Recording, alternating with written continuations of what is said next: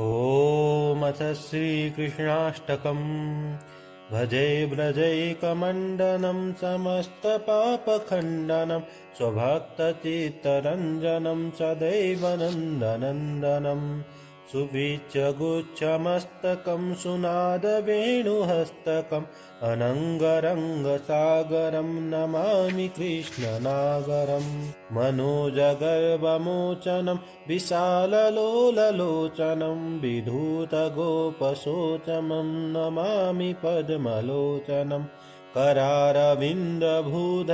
स्मितावलोकसुन्दरं महेन्द्रमानदारणं नमामि कृष्णवारणं कदम्बसूनकुण्डलं सुचारुगण्डमण्डलं व्रजाङ्गनैकवल्लभं नमामि कृष्णदुर्लभं यशोदया समोदया सगोपया सनन्दया युतं सुखैकदायकं नमामि गोपनायकं सदैव पादपङ्कजं मदीयमानसे निजं दधानमुक्तमालकं नमामि नन्दबालकं समस्तदोषशोषणं समस्तलोकपोषणं समस्तगोपमानसं नमामि नन्दलालसं भुवो भरावतारकं भवाब्धिकरणधारकं यशोमतीकिशोरकं नमामि चित्तचोरकं दृगन्तकान्तभङ्गिनं सदा सदालसङ्गिनं दिने दिने नभं नभं नमामि नन्दसम्भवम् गुणाकरं सुखाकरं कृपाकरं कृपापरं सुरद्विषन्निकन्दनं नमामि गोपनन्दनं नवीनगोपनागरं नवीनकेलिलस्फटं नमामि मेघसुन्दरं तडिप्रभालसत्पटं समस्तगोपनन्दनं हृदम्बुजैकमोदनं नमामि कुञ्जमध्यगं प्रसन्नभानुशोभनं निकामकामदायकं दृगन्तचारुसायकं रसालवेणुगायकं नमामि कुञ्जनायकम् विदग्धगोपिकामनोज्ञतल्पसायिनं नमामि कुञ्जकानने प्रवृद्धवह्निपायिनं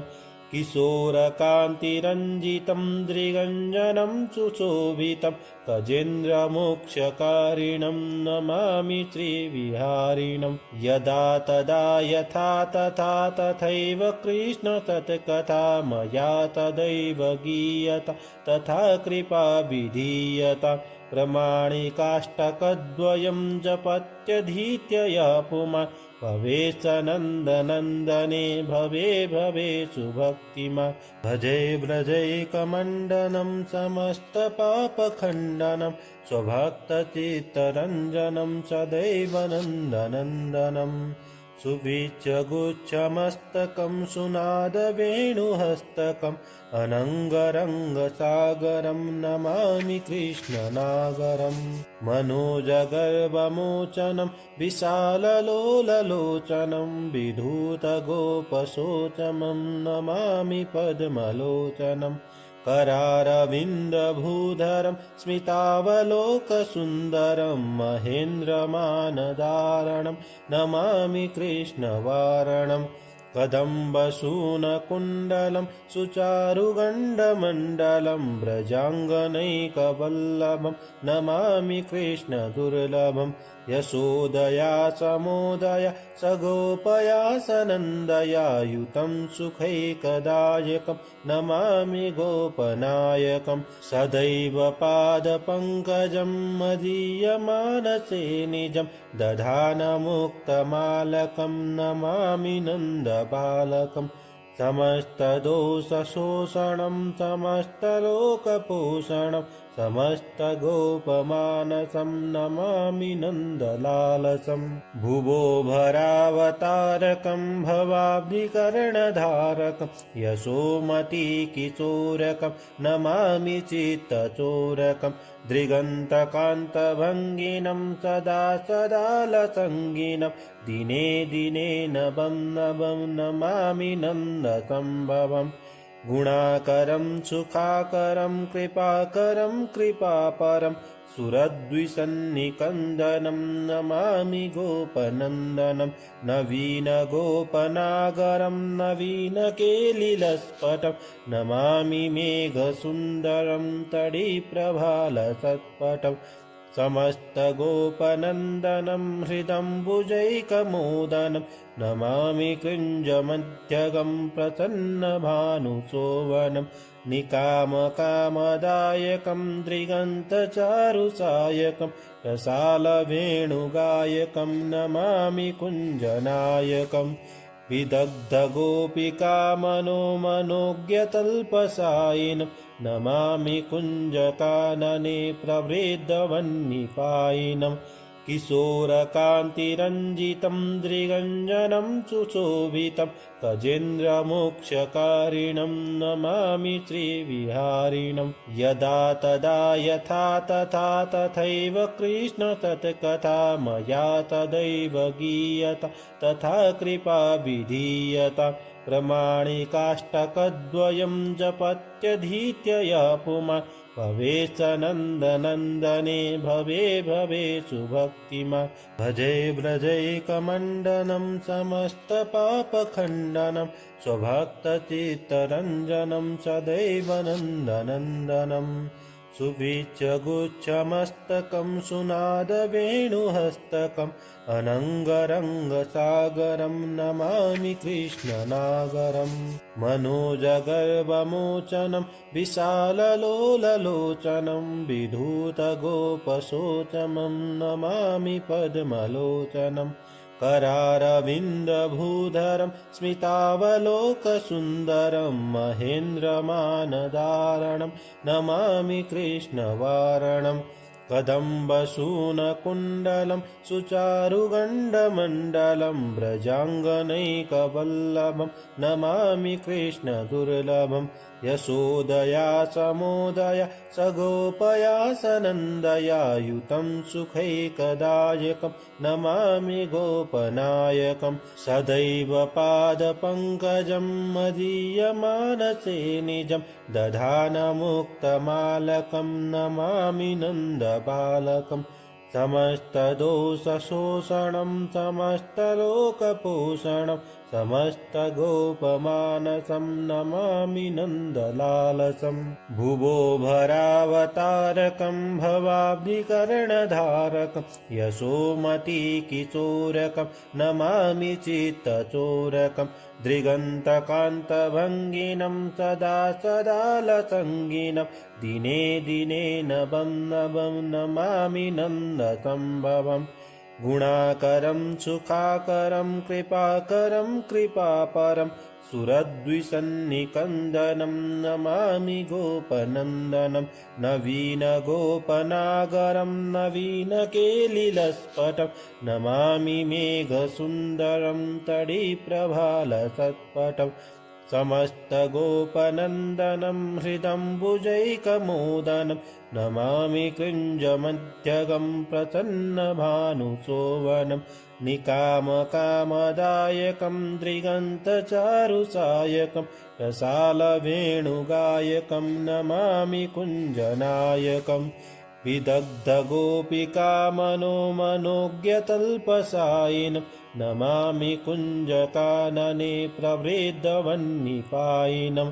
किशोरकान्तिरञ्जितं दृगञ्जनं सुशोभितं गजेन्द्रमोक्षकारिणं नमामि श्रीविहारिणं यदा तदा यथा तथा तथैव कृष्ण तत्कथा मया तदैव गीयता तथा कृपा विधीयता प्रमाणिकाष्टकद्वयं जपत्यधीत्य यः पुमान् भवेत् नन्दनन्दने भवे भवेषु भक्तिमान् भजे व्रजैकमण्डनं समस्तपापखण्डनं स्वभक्तचित्तरञ्जनं सदैव नन्दनन्दनं सुवीच्य गुच्छमस्तकं सुनादवेणुहस्तकम् अनङ्गरङ्गसागरं नमामि कृष्णनागरम् मनोजगर्वमोचनं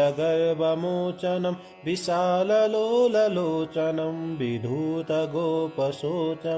नमामि पद्मलोचनम् करारविन्दभूधरं स्मितावलोकसुन्दरं महेन्द्रमानदारणं नमामि कृष्णवारणम् कदम्बसूनकुण्डलं सुचारुगण्डमण्डलं व्रजाङ्गनैकवल्लभं नमामि कृष्णदुर्लभम् यशोदया समोदया सगोपया सनन्दया युतं सुखैकदायकं नमामि गोपनायकं सदैव पादपङ्कजं मदीयमानसे निजं दधानमुक्तमालकं नमामि नन्दबालकम् समस्तदोषशोषणं समस्तलोकपोषणं समस्तगोपमानसं नमामि नन्दलालसम् भुवो भरावतारकं भवाब्धिकरणधारकं यशोमतीकिशोरकं नमामि चित्तचोरकं दृगन्तकान्तभङ्गिनं सदा सदालसङ्गिनं दिने दिने नभं नभं नमामि नन्दसम्भवम् गुणाकरं सुखाकरं कृपाकरं कृपापरं सुरद्विषन्निकन्दनं नमामि गोपनन्दनं नवीनगोपनागरं नवीनकेलिलस्फटं नमामि मेघसुन्दरं तडिप्रभालसत्पटम् समस्तगोपनन्दनं हृदम्बुजैकमोदनं नमामि कृञ्जमध्यगं प्रसन्नभानुशोभनं निकामकामदायकं दृगन्तचारुसायकं रसालवेणुगायकं नमामि कुञ्जनायकम् विदग्धगोपिका मनोज्ञतल्पसायिनं नमामि कुञ्जकानने प्रवृद्धवह्निपायिनं किशोरकान्तिरञ्जितं दृगञ्जनं सुशोभितं गजेन्द्रमोक्षकारिणं नमामि श्रीविहारिणं यदा तदा यथा तथा तथैव कृष्णतत्कथा मया तदैव गीयता तथा कृपा विधीयता प्रमाणिकाष्टकद्वयं जपत्यधीत्य यः पुमान् भवेत् नन्दनन्दने भवे भवेषु भक्तिमान् भजे व्रजैकमण्डनं समस्तपापखण्डनं स्वभक्तचित्तरञ्जनं सदैव नन्दनन्दनम् सुवीच्य गुच्छमस्तकं सुनादवेणुहस्तकम् अनङ्गरङ्गसागरं नमामि कृष्णनागरम् मनोजगर्वमोचनं विशाललोललोचनं विधूतगोपशोचमं नमामि पद्मलोचनम् करारविन्दभूधरं स्मितावलोकसुन्दरं महेन्द्रमानदारणं नमामि कृष्णवारणम् कदम्बसूनकुण्डलं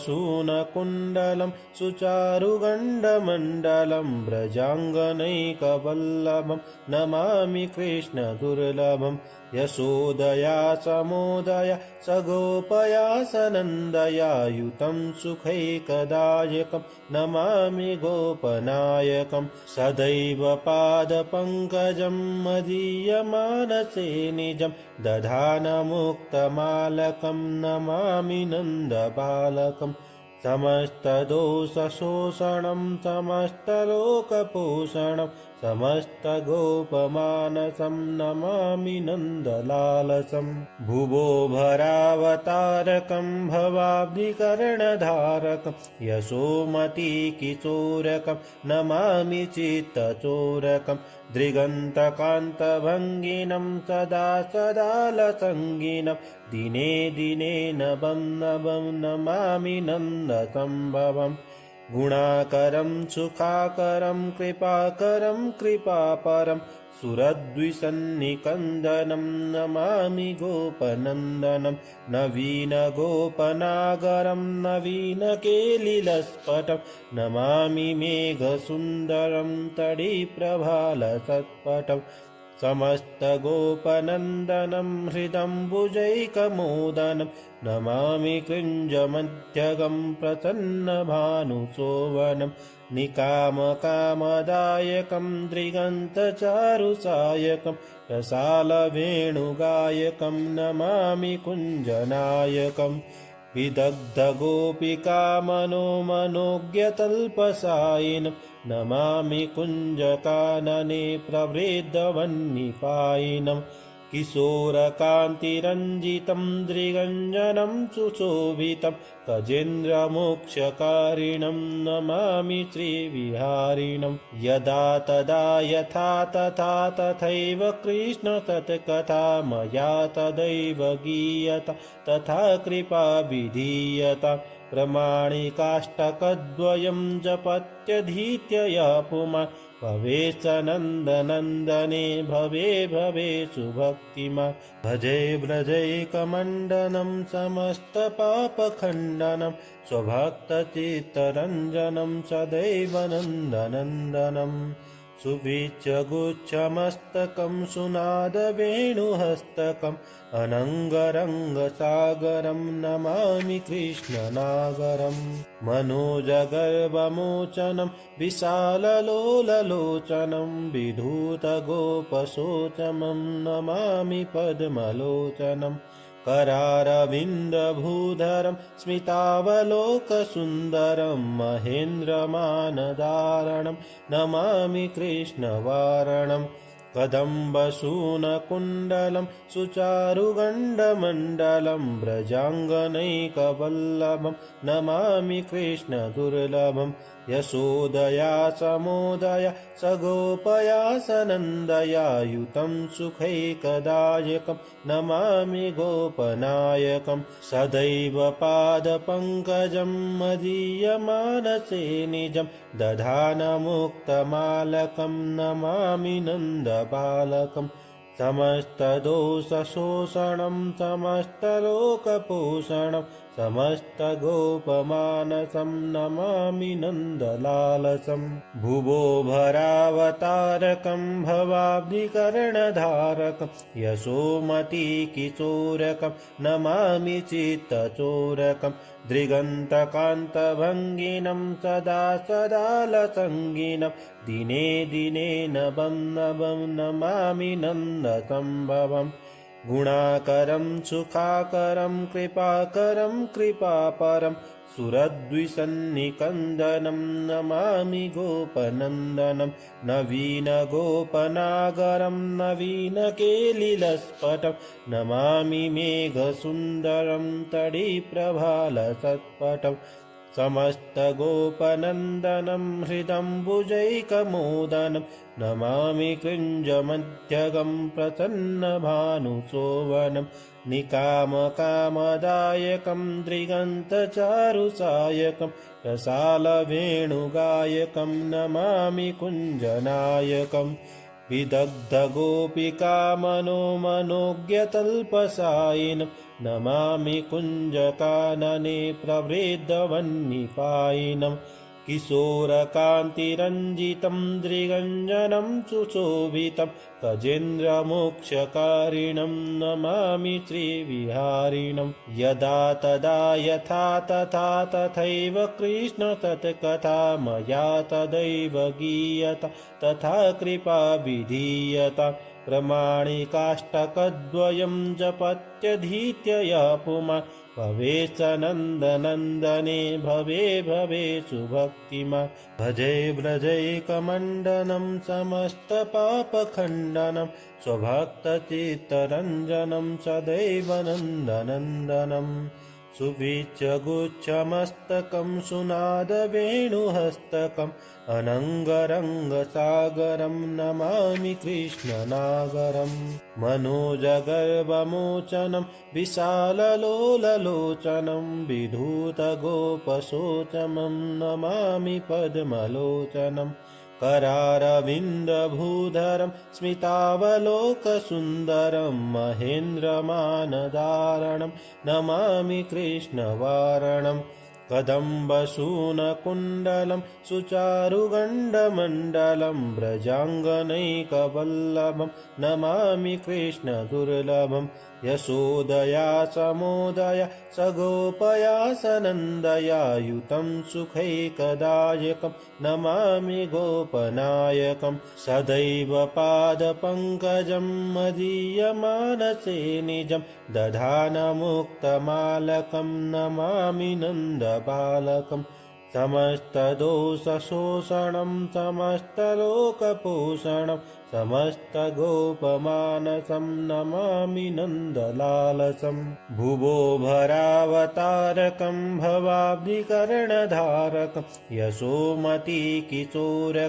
नमामि चित्तचोरकं दृगन्तकान्तभङ्गिनं सदा सदालसङ्गिनं दिने दिने नभं नभं नमामि नन्दसम्भवम्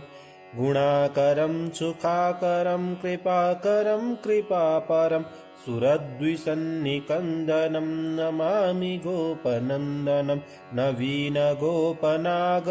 नवीनकेलिलस्फटं नमामि मेघसुन्दरं तडिप्रभालसत्पटं समस्तगोपनन्दनं हृदम्बुजैकमोदनं नमामि कुञ्जमध्यगं प्रसन्नभानुशोभनं निकामकामदायकं दृगन्तचारुसायकं रसालवेणुगायकं नमामि कुञ्जनायकम् विदग्धगोपिकामनोज्ञतल्पसायिनं नमामि कुञ्जकानने प्रवृद्धवह्निपायिनं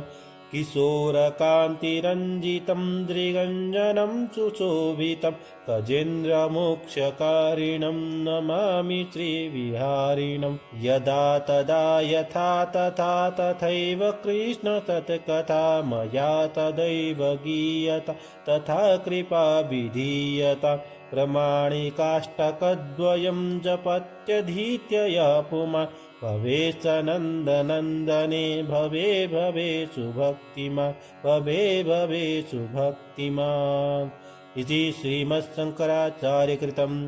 श्रीकृष्णाष्टकं सम्पूर्णम्।